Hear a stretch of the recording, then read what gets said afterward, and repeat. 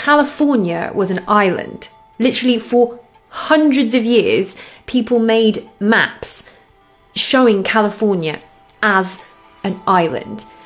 In the 1500s, after Christopher Columbus discovered the New World, particularly like the Spanish were really after El Dorado and the Golden City and chasing the legends and all of that. So the Spanish started traveling and sailing all around North America and South America and like mapping it out. And these maps were getting relayed back to Europe. And what was crazy, it was that the original maps showed California as an island. And then other maps were showing California as part of the mainland. There was kind of like a fight going on, but the whole argument wasn't cleared up for hundreds of years. Okay, that's not that weird. It's a new land. People get confused. People are going off other people's maps and people get mistaken for what's what. But what is crazy is that the maps, the older maps that show California as an island, tend to be more precise and more detailed than the maps that show it as a mainland. So let's start at the beginning.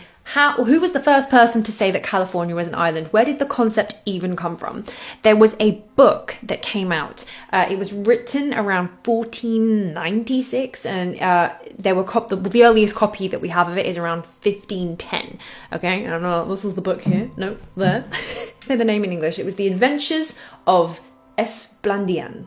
And it was about this guy who went to an island. I'm gonna go here. So this fictional novel was all about this island of California, which was off the coast, which was inhabited by only black women, like Amazonian powerful women, and they had gold, a lot of gold on this island.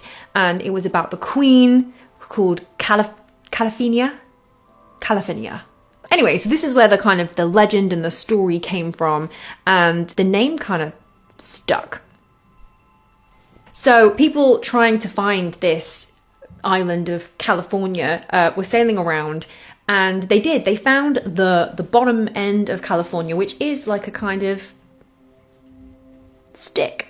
The mainstream story is that people were obviously confusing what was the very bottom tip of California and just assuming that it went all the way around and kind of mixing legend and lore. I'm going to show you some of these maps because what's crazy is these maps are like super detailed. So we've got this one which has all the degrees, loads of like these little islands here, and there's a river which shows a very detailed lake in the middle of mainland North America. There's like so many of these maps. We have over 800 of these maps showing California very detailedly as an island.